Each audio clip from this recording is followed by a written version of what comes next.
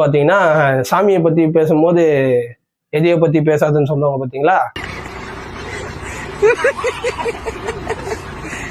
அந்த மாதிரி இப்ப வந்து நம்ம ஏர்போர்ட்ல ஒருத்தர் கதறி இருக்காரு.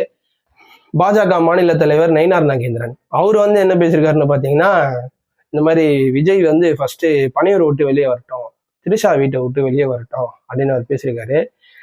நாங்க என்ன கேட்குறோன்னா, அவர் போனதை நீங்க பாத்தீங்களா? அவர் அங்க இருந்ததை நீங்க பாத்தீங்களா?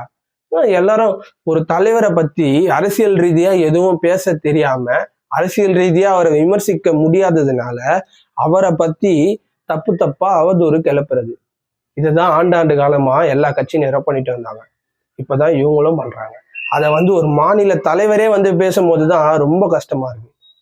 எப்படி மாநில தலைவரே வந்து பேசும்போது ரொம்ப கஷ்டமா இருக்கு. ஒரு பாஜகவின் மாநில தலைவர் நயினார் நாகேந்திரன் வந்து அது சொன்னதை வந்து எனக்கு ரொம்ப கஷ்டமா இருக்கு. அவர் வந்து அப்படி பேசவே கூடாது. அது ஒரு நாகரிகமாவே இல்லை. அது எங்க தளபதி வந்து எவ்வளவு பேசினாலும் எவ்வளவு அட்டாக் பண்ணாலும் அது நாகரிகமா இருக்கும். குடும்பத்தோட உட்காந்து பார்க்கலாம். ஆனா இவங்க பண்றதெல்லாம் வந்து நீங்க உங்களாலே பார்க்க முடியாது. அப்புறம் நீங்க எங்க இருந்து குழந்தை குட்டியெல்லாம் வச்சுட்டு பாக்குறது? என்னத்த சொல்றது? இவனுங்களும் கொஞ்சம் மாத்திக்கிட்டா நல்லா இருக்கும். நாங்களும் சொல்லணும்னா எவ்வளவு பேசலாம். எங்களுக்கு பேச தெரியாததா? நாங்கெல்லாம் பேசணும்னா அவர்லாம் ஓடிடுவாரு திருப்பி சொந்த ஊருக்கே.